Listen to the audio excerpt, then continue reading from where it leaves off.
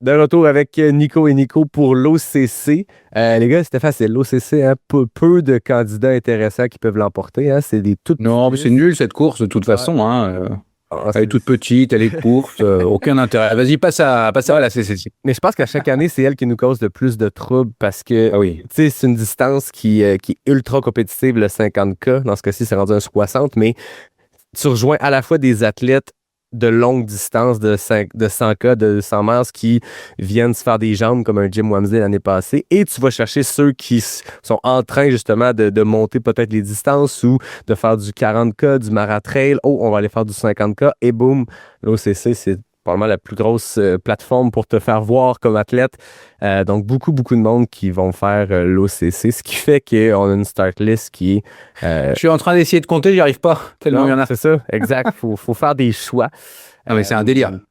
Ouais, c'est un peu débile. Je vais me lancer, les gars, en prédiction. J'ai eu la job facile. Tantôt, j'ai terminé. Fait que je vais commencer ici avec, je crois, puis je dis ça, ça veut rien dire, mais le seul nom que j'ai mis avant de me casser la tête, il y en a un seul que j'ai placé. La première femme, c'était clair et net dans ma tête.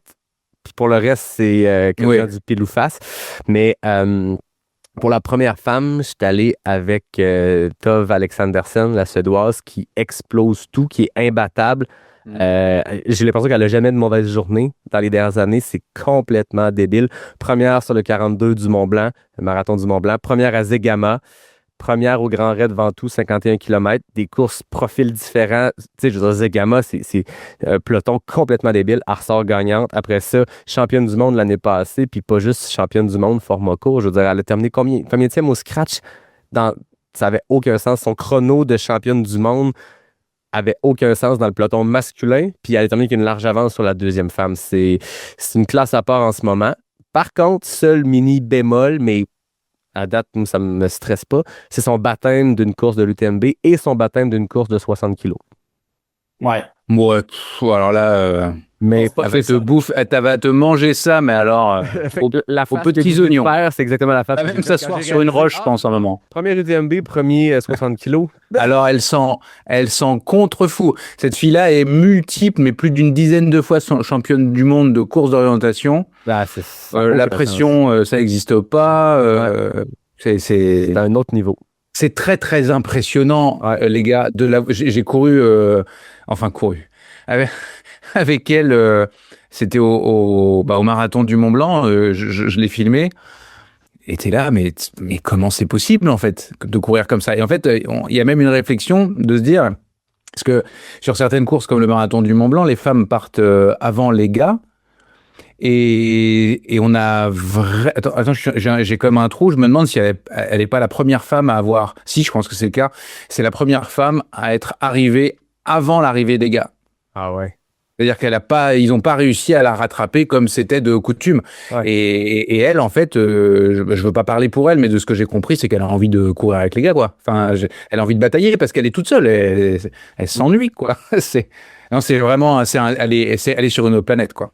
Puis Et depuis une dizaine d'années, hein. dans des pelotons comme ça, tu sais, on disait ça de Courtney, dans des pelotons 100 miles, sauf peut-être UTMB Western, qui sont jamais aussi denses qu'un peloton comme un OCC où il y a 20 filles qui ont déjà fait des top 5 à Zegama, puis dans des grosses courses de ce calibre-là. Puis même dans des pelotons comme ça, Tove Alexandersen, elle explose tout. Donc, c'était ma première.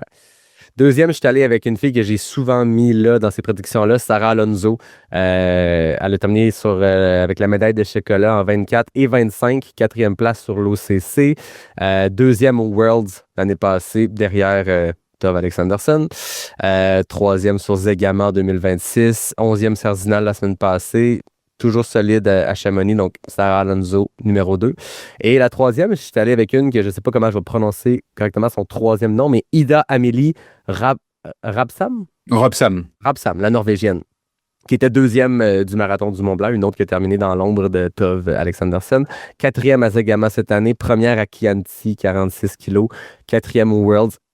Tantôt, quand je faisais un peu les listes, parce que je préparais aussi l'autre portion de l'épisode où je suis seul, les mots OCC, Zegama, Marathon du Mont Blanc puis Worlds, je les ai écrits 50 fois parce que à peu près tout le monde qui sont dans nos favoris en ce moment ont un peu ce même enlignement-là de course l'année passée sur ces grosses courses-là et sur nos championnats du monde qui étaient probablement les plus relevés qu'on avait jamais eu. Donc, c'est mon top 3 féminin.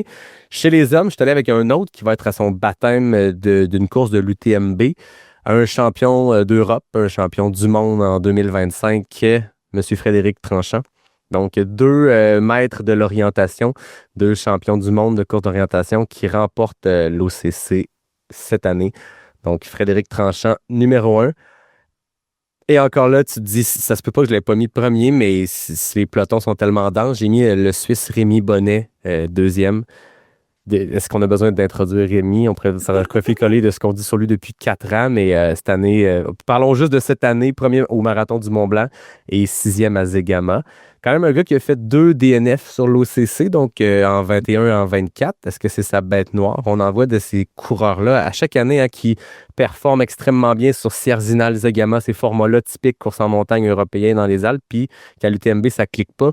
Ou vice-versa, un Elouzine qui, Sierzinal, ne semble pas capable de la maîtriser alors qu'il explose tout le monde sur tout le reste des courses en montagne. Rémi Bonnet, pour une raison obscure, ça se passe pas à l'UTMB, mais je pense que c'est circonstanciel avec le bagage de ce gars-là. Il est dû pour un coup de circuit à l'OCC, puis je pense que ça pourrait être cette année. Troisième, j'aurais pu mettre 20 gars différents, puis j'en ai écrit 20, je les ai retirés, puis j'ai décidé d'y aller pour Daniel Patis, l'Italien. Gros parcours. Il y a déjà 10 courses en 2026, mais on dirait que sur des formats courts, ça me stresse moins quand je vois des listes aussi denses de courses. Tu sais, des fois, sur un UTMB, tu vas te dire, OK, il y a déjà 300 000 cette année, à quel point les jambes sont fraîches pour rivaliser avec les meilleurs. Bon, sur des formats courts comme l'OCC, ça me stresse moins. 13e place à Sierzinal la semaine passée, mais premier à Lavaredo sur le 50 kg, deuxième au championnat d'Europe, deuxième à Zegama. Sa seule expérience sur une course du TMB, c'est une 3e place à l'ETC en 2024. Donc, j'ai hâte de le voir courir à l'OCC, mais Daniel Patis, l'Italien, sera mon 3e. Donc, Frédéric, Rémi et Daniel. Et je crois, si je ne me trompe pas, que j'ai 6 nationalités en 6 personnes dans mon podium. Fait que je suis allé un peu all over the place pour cet OCC que j'ai eu la chance de courir l'année passée, que j'ai beaucoup apprécié. Ah oui, c'est vrai. On avait un parcours de repli dans lequel on avait un double. Ah oui, c'est vrai. Première fois de ma vie où j'ai fait 2200 mètres de montée d'une traite. Cette descente, l'UTMB va jamais dans les vallées. Avais-tu aimé ça? Ben, oui, quand même. Pour vrai, j'avais beaucoup aimé le parcours. On était moins en altitude pour éviter les portions à découvert, mais on est quand même parti de très, très bas. Je pense 400 ou 500 mètres d'altitude, ce qui n'arrive jamais à l'UTMB. On descendait dans le creux d'une vallée, puis on montait pendant 2200. C'était passionnant. Nico Fréret, OCC, fais-nous rêver. Alors moi, honnêtement, je suis pas sûr de moi pour la grande majorité de mes pronos. Je trouve que cette course, il y a beaucoup trop de favoris possibles. Et j'y suis allé pour l'essentiel avec aussi peut-être des athlètes un peu convenus. Bon, pour moi, je pense que vous l'aurez compris, Tove Alexandersson, elle est au-dessus du lot sans faire injure à qui que ce soit d'autre. Du coup, je pense qu'on a les deux, même parce que j'ai Sarah Alonso. Ouais. Voilà, solide, elle connaît la course extrêmement bien, elle y performe. Elle pourrait la gagner si Tove Alexandersson n'était pas là. Et puis elle est en forme, donc ouais, deuxième. J'ai une espagnole, encore une deuxième espagnole d'ailleurs, Malène Osa, sur le podium. Elle est rentrée, pour moi, c'est une des meilleures du moment sur ce format. Elle est très forte au Golden Trail Series. Et tu vois, cette année, elle a... Bon, il y a un DNF dont je ne connais pas la raison tout début août. Ça aurait pu m'interpeller. J'espère que c'est pas une blessure ou quelque chose qui cloche. Mais elle gagne l'Ascaris des Matézins, qui est la course la plus relevée en France, avec un niveau monstrueux sur les 100 premiers athlètes. Elle fait deuxième à Zegama et elle gagne le 50 km du Lavaredo. Pour moi, c'est une fille qui peut prétendre au podium. Vraiment. Chez les gars, J'avais initialement, spontanément, mis Fred Tranchant parce qu'il gagne tout depuis l'année dernière. Et puis, je me suis dit qu'il fallait quand même que je gagne des points. Donc, j'ai, j'ai joué ce jeu-là. Et les joueurs, En toute honnêteté, j'ai l'impression que Fred est dans une période où il est presque imbattable. Il est vraiment au summum de sa carrière. Il est en maîtrise, il est en confiance. Il adore l'adversité, c'est-à-dire que plus il a des gens qui viennent le challenger, plus il est bon. Donc, j'y crois. Mais je me suis rappelé, que je te coupe, mais tantôt, je me suis rappelé, la première fois que j'ai entendu parler de ce gars-là, vous rappelez-vous, en pandémie, Sierzinal avait balisé son parcours, puis les athlètes élites avaient une période de 30 jours pour aller faire un temps dessus, puis ça l'a même compté comme une course officielle. Cette année-là, Kylian et Maud Matisse avaient explosé leur propre record de parcours. Ça n'avait pas compté vu que c'était une édition en off, mais Fred Tranchant, jusqu'à la toute dernière seconde, était le meilleur chrono, puis Kylian était allé le battre. Mais moi, c'est la première fois que j'étais comme, d'où sort ce gars-là qui rivalise avec Kylian? Puis à ce moment-là, c'était un gars qui était déjà très bien établi en course d'orientation, mais en trail, on l'avait à peu près pas vu. Puis c'était la première fois. Il n'avait pas fait trail, puis c'était très impressionnant. Parce que je t'ai coupé. C'était vraiment De ça tantôt, puis maintenant, c'est rendu un nom qu'on peut pas dissocier de la distance du 50K. C'est un nom qu'on connaît très bien dans le sport, mais il y a 5 ans en pandémie, personne ne savait c'était qui. Non, il nous a tous surpris agréablement d'ailleurs. Ouais. Mais je mets Daniel Pattis, moi, en vainqueur, parce que ce gars m'impressionne à chaque fois qu'il fait une course. Certes, il est un peu cumulard, mais il est très impressionnant et en plus, c'est intéressant parce qu'il part, enfin, je crois pas qu'il part trop vite. Ouais. Il fait des fins de course, des splits négatifs. Enfin, je sais pas si on peut dire splits négatifs, mais il fait des fins de course qui sont assez ahurissantes.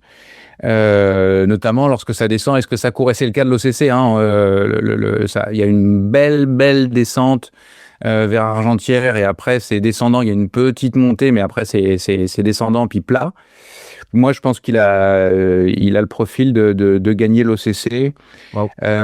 Fred Tranchant, donc du coup je l'ai décalé en deuxième position et je tente un coup aussi avec la troisième place avec un Français encore qui revient de blessure. Malheureusement, il se blesse beaucoup, mais il a fait encore une jolie performance à Sierzinal. C'est le détenteur du record à Sierzinal et ça fait plusieurs années de suite qu'il est le meilleur Français à Sierzinal. C'est Sylvain Cachard, qui a été plusieurs fois champion de France de course en montagne, etc. C'est un solide coureur. C'est un coureur qui a vraiment ce rêve d'un jour gagner l'UTMB. La première fois qu'il a couru l'OCC, il a couru à un très bon niveau, puis les 10 derniers kilomètres, c'était un épisode de canicule. Il a pris un coup de bambou monumental, mais il a fini 17e alors qu'il était resté au combat assez longtemps. Je sais pas, j'ai le feeling que son retour de blessure, Sierzinal, il a fait un temps quasiment identique à ce qu'il faisait d'habitude, et la fraîcheur qu'il va avoir, l'envie du retour, c'est quelqu'un qui a la niaque, c'est pareil, c'est quelqu'un qui aime vraiment courir avec les meilleurs, enfin meilleurs que lui, avec des bons. Donc je le vois bien monter sur le podium. Daniel Pattis, Fred Tranchant et Sylvain Cachard. Poupi, il est toujours très très bon et toujours sur le podium quand il fait une course. J'ai l'impression qu'il est là davantage pour faire plaisir à son sponsor sur ce coup-là que pour gagner, mais je me trompe peut-être. Il est tellement fort, là, il nous a tellement impressionné à la Western, encore une fois. Je me suis passé la même réflexion, puis c'est peut-être un spoiler sur mes prédictions du prochain épisode aussi, mais cette Western-là a été assez mythique par les chronos qui ont été faits, les barres qui ont été élevées ou descendues. Je ne sais plus, quand on parle d'un chrono comme ça, on descend sous la barre des 14 heures, mais moi, des Vincent Bouillard, des Francesco Pupi, qui ont tout donné, qui avaient aligné leur saison en fonction de cette course-là, j'y crois qu'à leur niveau d'expérience et de professionnalisme, ils peuvent avoir 2 objectifs A dans l'année, mais c'est pas vrai. Il y a toujours quand même un AA puis un A peut-être. Fait ils ont tellement tout explosé. J'ai de la misère à croire qu'un être humain peut ressortir de la Western States sub 14 heures et être prêt à batailler avec les. Tu sais, je veux dire, les noms qu'on nomme depuis tantôt, c'est pas des Pee-wee, là, c'est pas Francesco Pupi qui s'en vient faire le trail de l'arrière-cour contre nous trois. Il est contre les meilleurs coureurs au monde, des gars qu'on n'a pas nommés, des Peter Engdahl, Davide Magnini, c'est des maîtres de cette distance-là.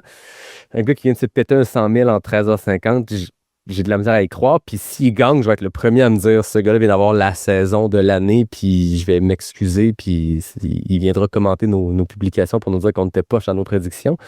Il aime faire ça avec Distance Plus, te remettre à ta place. En tout cas, autre sujet. Il nous a donné pour la petite anecdote. Alors, tu fais allusion, c'est important de l'expliquer à tes auditeurs. De toute façon, il nous écoutera pas.